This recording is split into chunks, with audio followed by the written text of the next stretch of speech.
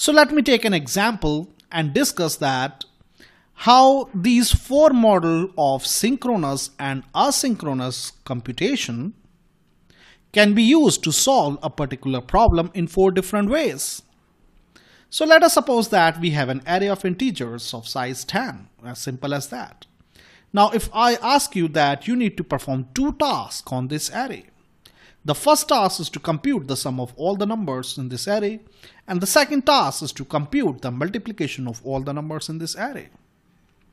So obviously you would going to write a synchronous single-threaded program in your normal day-to-day life. You simply launch a thread, you would first compute the sum of all the integers in this array, and then you will compute the multiplication of all the integers in this array. As simple as that. If I ask you to write a program that would perform these two tasks on this input array, obviously your first choice would be synchronous single-threaded program. But if I force you to write synchronous multi-threaded program to solve the same problem, then obviously it is possible. You would launch two threads. The first thread would compute the task T1, that is computing the sum of all the integers of the array, and the second thread will compute the multiplication of all the integers of the array. Alright? Obviously you are performing only read operation on the same data structure, therefore synchronous multi-threaded program to perform these two tasks in parallel is very much possible. Because read-read operation is a non-conflicting operations, you would not have to deploy any locking or thread synchronization mechanics.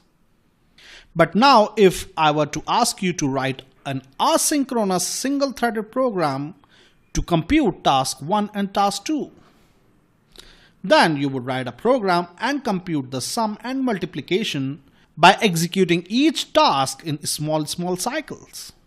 You would first compute the sum of the first three integers in the array, and then your single-threaded program would switch to the task of multiplication, in which your program would compute the multiplication of first 5 integers in the array, and then your program can again switch to the same task of computing the sum of integers of the array, and this time it will compute the sum from index number 4 to index number 6, and again your program switches to the previous task of computing the multiplication of integers in the array, and this time it will compute the multiplication from index number 6 to 9, and finally it will compute the sum of the remaining integers in the array. So this is an asynchronous single-threaded program which would perform the same operations on an input array but in an asynchronous manner, dividing the work to be performed in small tasks and then executing those tasks. Here the task of computing the sum of all the integers of the array has been splitted up into 3 subtasks. Alright?